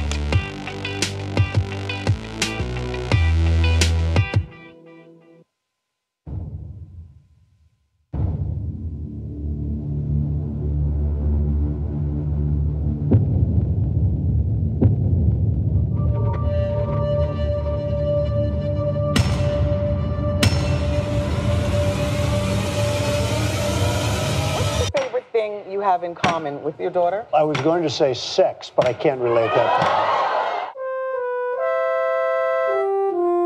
He said I had small hands. They're not small, are they? I never heard that one before. We're both sick. Don't make any jokes about us getting sick together. It happened on separate occasions. Jason was in Vegas. I was in LA. That's what happened.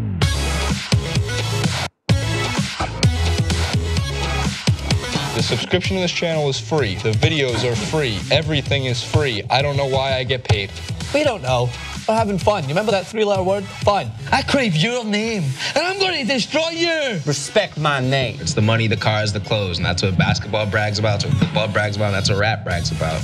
Those are the items of respect in these communities. The graphics package at TYT Sports is better than FS1 and Fox. We pay him in all put graphic together. transitions. Look, what happened? First of all, I grab candy all the time. Let's be fucking real. Where his ball, his bitch. But it is wrong that when people take a stand and fight for social justice, that somehow that is turned against them in America. Wow, can't speak. Am I high? No, but maybe. Jason Rubin. Looking great these days. My girlfriend says the same thing. I know. A lot of vagina. A lot of vagina. Yes! Subscribe to TYT Sports.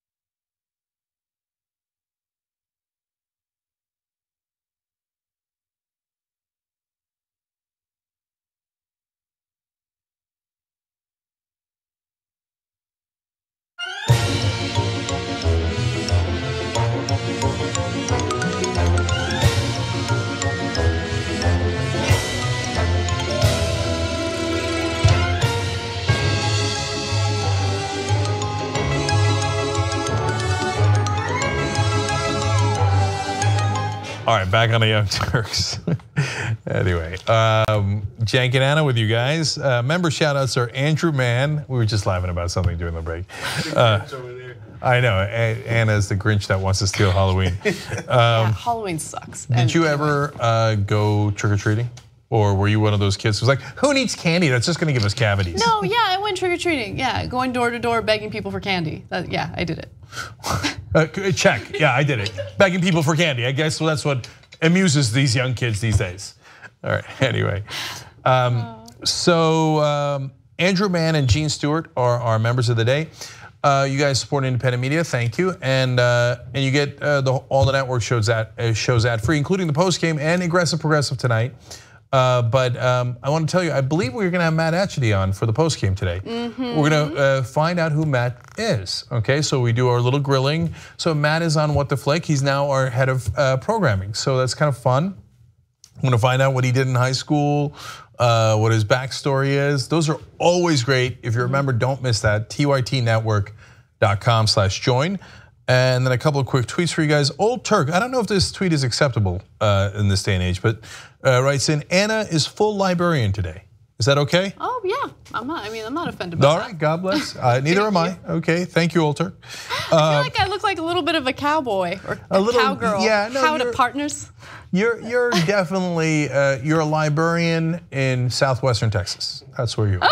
Okay. Fun. Okay, Art Murray, you're the only one there. I'm just kidding, southwestern Texas. Just kidding. Art Murray says that NBC blocked the Weinstein story is the least surprising news item of the day.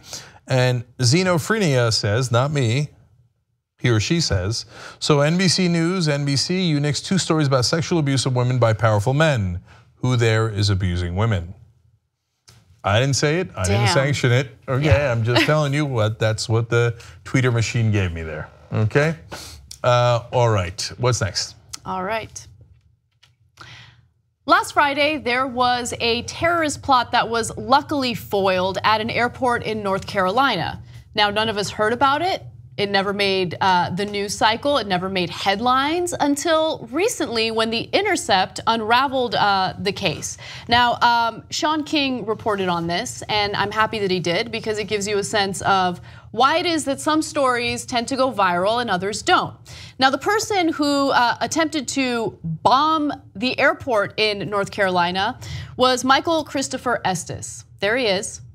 According to reports, the security footage from the Asheville Regional Airport in North Carolina showed a man walking through the front doors wearing black clothing and a black cap while carrying a bag.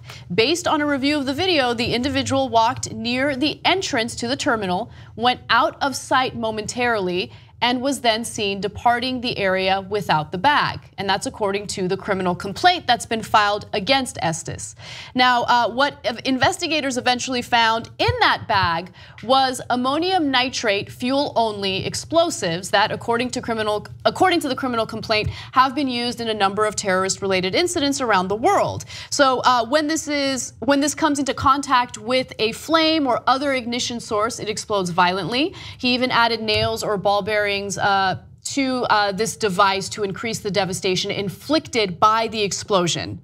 Okay, and keep in mind that this is not, oh, we suspect that this guy might have done. No, they had the bomb, and luckily they were able to disarm it. Before disarming it, authorities discovered the alarm attached to it was scheduled to go off at 6 in the morning, just as a fresh round of travelers was scheduled to arrive at the airport. This guy is a terrorist. And if you think that there needs to be some sort of ideological thing behind it, well, there is. The man openly admitted to authorities that he was preparing to fight a war on US soil and that this bomb was but one part of that war. Okay, so let's break this down. Number one, I want to give credit. I want to give credit to airport security. Wonderful job of catching that guy. Man, they see him in black. They somehow figure out that maybe they should question him. I want to give credit to the bomb sniffing dog. In a lot of years of covering news, I've never seen a bomb sniffing dog actually work. Okay, I'm sure they do. I'm sure they do from time to time, but not a lot of those stories. Such a canine hater. Okay, no, but in this case, great job with their canine unit. And I want to give credit to the authorities who have arrested him and are prosecuting them. Okay, so that's great because we stopped it and people didn't die. Okay, now to the discredit. One more piece of credit to The Intercept that consistently does wonderful stories like this, and Sean King, who's also, by the way, a TYT contributor, and you can see his videos on youtube.com/TYTpolitics. Okay, now to the discredit and the heart of the story. Come on, guys. Again, it doesn't matter who you are. It doesn't matter if you're an independent, right-winger, liberal.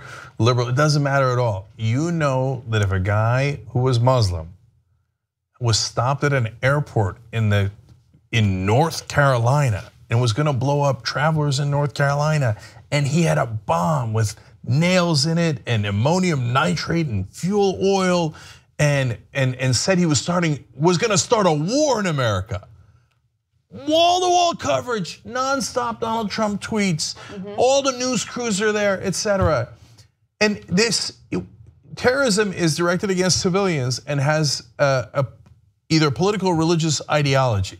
This fits perfectly. It's a white terrorist, and all of a sudden, nothing. That's amazing. It's amazing the hypocrisy and the difference in the coverage. One more thing. They say, well, some might say, well, it was foiled, so that's probably why it's not that big a story. Wait a minute. The shoe bomber was foiled, and we still take off our shoes at airports. That's right. Because of that one foiled plot from decades ago. The underwear bomber was foiled, and everybody knows who the underwear bomber was. Anna, do you remember if those guys were white Americans or if they were brown Muslims? I don't know if I remember, Cenk. Can you remind me? Oh yeah, they were brown Muslims, and those foil plots affected us for decades because of what happened. And now there's nothing. I just want us to stop turning a blind eye to individuals that do want to cause harm. That's not to take away from investigations into Muslim-related terrorism.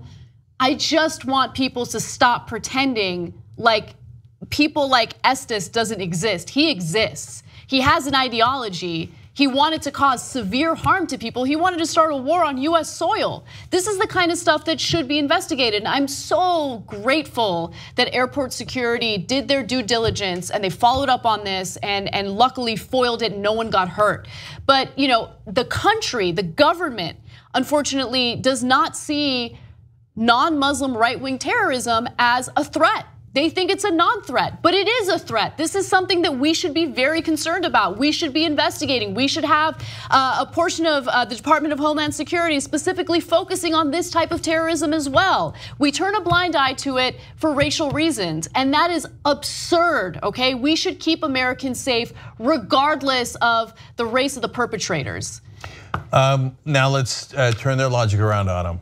Why won't you name it? Just name it and it'll go away. Here, I'm gonna do it for you. It's right-wing radical extremists, okay? And so if you just name it, I hear that, oh, by the way, that's why terrorism has stopped under Trump, right? Because all he had to do was have the president name it. So why won't Trump do it? I mean, look, I'm tired of all those things. You know that the right-wingers are total, gigantic hypocrites. They don't actually care about keeping us safe. We do. You think, we go through these airports. You think we want Muslim extremists to bomb the airports? No, we're in the airports. Our families are in the airports. We don't want anyone bombing the airports. We also don't want right-wing extremists blowing up airports. The other side's like, well, one's really bad and should be a national emergency we should all rally around. The other one,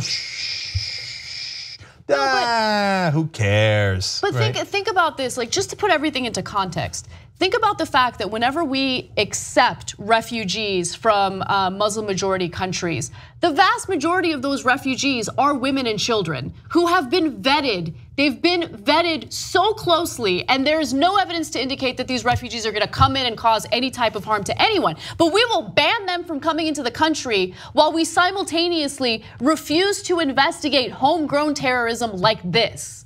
Okay, so this guy that tried to bomb an airport, he poses an imminent threat to Americans, okay? And there are others out there like this. I'm not trying to fearmonger, I hate fearmongering, but at the same time, we see this happening time and time again, and we have an imbecile running the country who just refuses to acknowledge that when it comes to terrorist plots, in a lot of cases, race or religious affiliation doesn't matter, okay? There are extremists of all shapes, sizes, and colors. And when it comes to Islam, a lot of people lose their minds. And it's not just people on the right. There are some people who claim to be on the left who also are like, oh, well, hey, why can't you realize it's only the Muslims?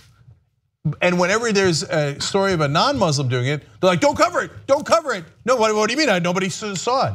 Nobody saw it because nobody covered it. So, okay, look, last thing, Donald Trump. While he's obsessed with the real issue in America of NFL players exercising their First Amendment right by taking a knee, which you do when you're praying. I mean, so this is the big issue in America. Meanwhile, there was a terrorist caught trying to bomb and murder all those people in North Carolina, and not a peep, not one word, because he doesn't care about terrorism. He cares about demagoguery, he cares about bigotry, and so those are the things that he constantly pushes. We gotta ban the Muslims, we gotta keep out the Mexicans, we gotta punish the blacks who are speaking their minds. And those guys in Puerto Rico, do they really need any help? I mean, they didn't help themselves at all. Oh, things are actually in danger? There was a guy who was gonna blow up an airport? Who cares? Not interesting. It doesn't help me with my demagoguery and bigotry. That's Donald Trump for you guys. And unfortunately, the rest of the press aid and abet that when they don't cover important stories like this, and whenever there is an equal and similar story that involves a minority, they go ballistic over it. Give them the equal coverage. We don't ask for anything else. It's not too much to ask for if you're in news and call yourself a reporter. All right. The state of Louisiana is finally undergoing some reforms when it comes to its criminal justice system. And there's one sheriff who has been extremely outspoken against these reforms. Sheriff Steve Prater of Caddo Parish, Louisiana. Now, he's concerned because nonviolent offenders could potentially get released early, and they would also be they wouldn't be prosecuted as harshly under these reforms. And the reason why the sheriff's not happy about this is, well, these nonviolent offenders provide slave labor for us. And so what are we gonna do if we can't have that slave labor in our state? If you don't believe me, just take a listen. Place out there, I don't want state prisoners, okay? They are a necessary evil to keep the doors open, that we keep a few or keep some out there. And that's the ones that you can work. That's the ones that can pick up trash, the work release programs. But guess what? Those are the ones that they're releasing. In addition to the bad ones, and I call these bad, in addition to them, they're releasing some good ones that we use every day to wash cars, to change oil in our cars, to cook in the kitchen, to do all that where we save money. Well, they're going to let them out. Oh, it's unbelievable. First of all, he's complaining about releasing the good ones. Isn't that what we're supposed to do? Okay, so there's two ways of interpreting this guy's statements about the good ones, okay? One is, well, they're good guys and they should be out of prison, but they wash my car and and I use them to be my, cooks and stuff, so I don't slave labor. Right. Right? Okay. I enjoy continuing to imprison nonviolent offenders for lengthy periods of time because they provide slave labor for me. The other thing is not much better. He might mean the good ones as in the ones who will do what they're told to do, okay? The ones that do my work. The other ones, they're not broken. We haven't broken them in sufficiently. What a disgusting individual. We're talking about people's lives, right? We're talking about people who already have their lives destroyed because they were convicted of a felony, a non-violent conviction, okay? And oftentimes it has to do with drugs, something that, wasn't there a video recently released of like the Dolphins coach snorting lines of coke? Does he deserve to be in prison? Should we throw him in prison and make him do slave labor? Oh, but that's a white dude in power who's got some money, so we don't want to mess with him. But there's a bunch of people who have no power whatsoever, and it's totally fine to keep them behind bars, destroy their lives, and force them to do slave labor so this sheriff could live his cushy little life. It's disgusting. But Anna, who's gonna wash my car and cook my?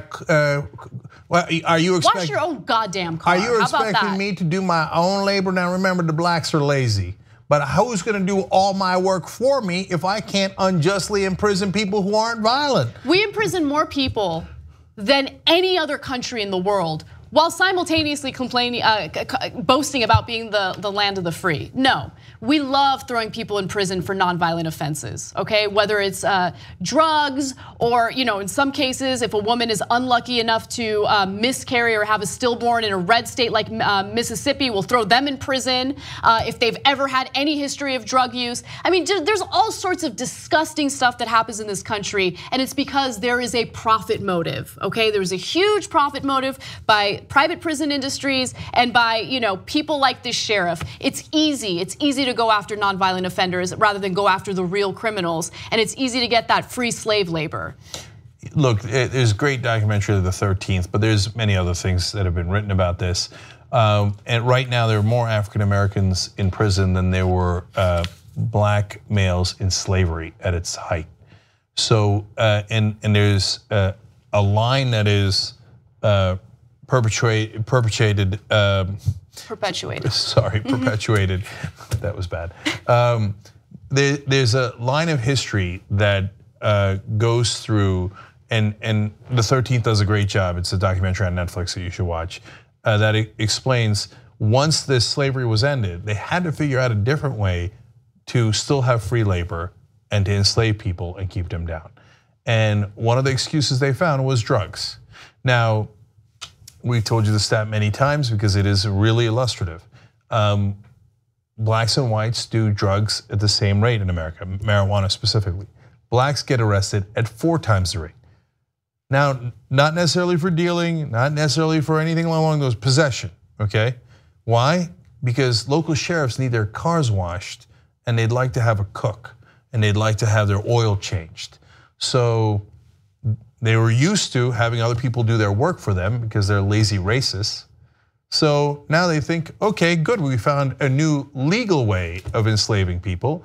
Now when they say you want to let go of the good ones, no, the good ones are the ones that do all my work for me. And then putting black police officers behind him during this press conference, he's so disgusting. He really genuine, like he is bottom of the barrel when it comes to people in America. To be boastful about making the good ones do this type of labor, these people have families, they might have kids. And by the way, if the racial angle doesn't matter to you whatsoever, you don't care, okay, but you're mistaken if you think this doesn't affect everyone. Of course it disproportionately affects minorities, but the reality is, again, when there's a profit motive, if you're powerless, you could be targeted for this kind of nonsense, for a nonviolent drug offense.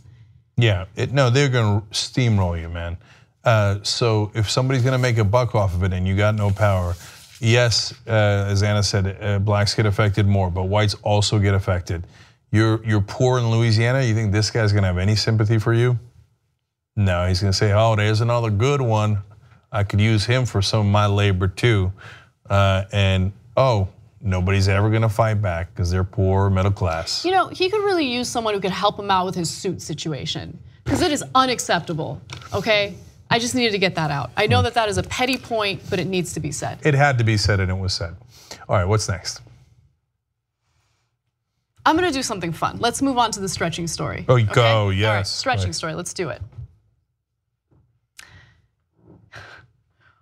People with money are spending $36 an hour to stretch, okay? We're not talking about yoga, we're talking about like this new workout like thing that's happening in the country where people who refer to themselves as flexologists will stretch you. Okay, so let me give you more details. The number of stretching studios and fitness center classes with stretch in the name has doubled in the past 2 years. That's according to MindBody Inc. It's a company that manages online bookings for workout classes and things like that. Another example is a company known as Stretch Zone, and it's a chain of 39 locations, but they are now joining with LA Fitness, which has 700 gyms, to create a program known as Stretch by LAF or LAF. I'm not sure, it doesn't matter. LA Fitness? Yeah, LA Fitness, okay. Just go to a yoga class and shut up. It's called yoga. Or just stretch on your own. I know, I'm being too negative, I feel like, but No, it's not too negative. No, $36 an hour? No, I want to correct you. $36 an hour for that? I want to make sure that we do our journalism right. It's $36 for half an hour. Okay, so I want to give you guys Did I context. misread it? Yes, $36 half an hour. Oh my God, he's right. Okay, because you can't believe your eyes, right? So when I was a law student, I was so psyched when I got my first part-time law job because it paid a number I had never seen in my life before. It paid $25 an hour. Now remember, my dad used to pay me $2 an hour to do construction, right? Okay, so like $25, I'm rich, okay?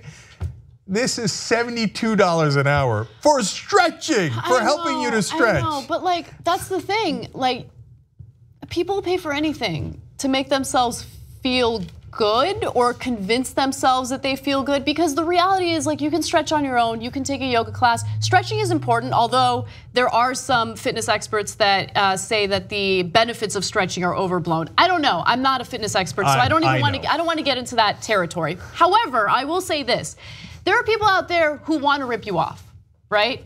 I know this is like, again, I feel like I'm being too mean to these people, and I don't mean to be mean. Kind of. But like, come on, you're ripping people off, dude. $36 for half an hour of stretching?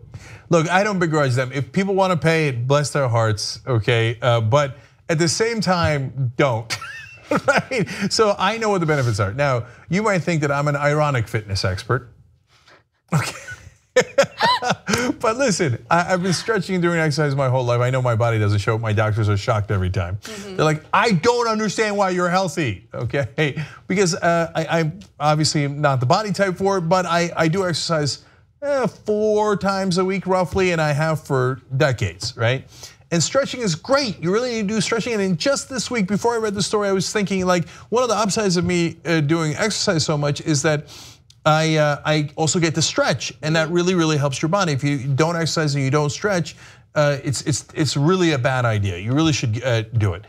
But if all you do is stretch like, and then you go sit back down on the couch.